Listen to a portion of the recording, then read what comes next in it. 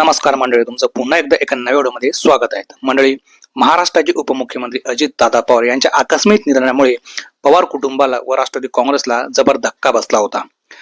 मागच्या आठवड्यामध्ये विमान अपघातामध्ये अजित पवार यांच्या सोबत जवळजवळ 5 जणांचा मृत्यू झाल्याची घटना आपण बघितली. संपूर्ण राज्य या दुःखामध्ये होतं. 3 दिवस दुखावडा पाळला गेला राज्यामध्ये. बघता बघता एक आठवडा उलटून गेला आणि काही गोष्टी समोर यायला लागल्या. म्हणजे सुनेत्रा पवार यांनी राज्याच्या उपमुख्यमंत्री पदाची शपथ घेतली.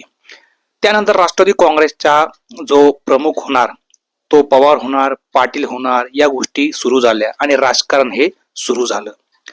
म्हणजे अजित पवार यांना जाऊन अजून एक आठवडा देखील झाला नाही आणि महाराष्ट्रामध्ये त्यावरती जोरदार राजकारण सुरू झालं.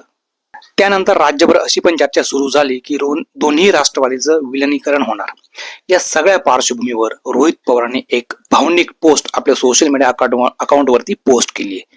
ती पोस्ट काय आहेत हे मी तुम्हाला सविस्तरपणे वाचून दाखवतो. तर रोहित पवार असं म्हणतात की आजचं राजकारण हे किळसवान आणि घृणास्पद झालंय. म्हणजे इथे माणसाच्या जीवाला शून्य किंमत झालीये. छक्के पंजे करता येणं हाच राजकारणाचा बेसिक निकष असेल तर चांगल्या व्यक्तीने खरंच राजकारण करावं का, असा प्रश्न आता माझ्या समोर उभा राहिला आहे. आणि मित्रांनो, ही पोस्ट खरंच विचार करण्यासारखी आहे. तुम्हाला याबद्दल काय वाटतं मित्रांनो? आपलं मत नक्की कमेंट्स मध्ये सांगा. धन्यवाद.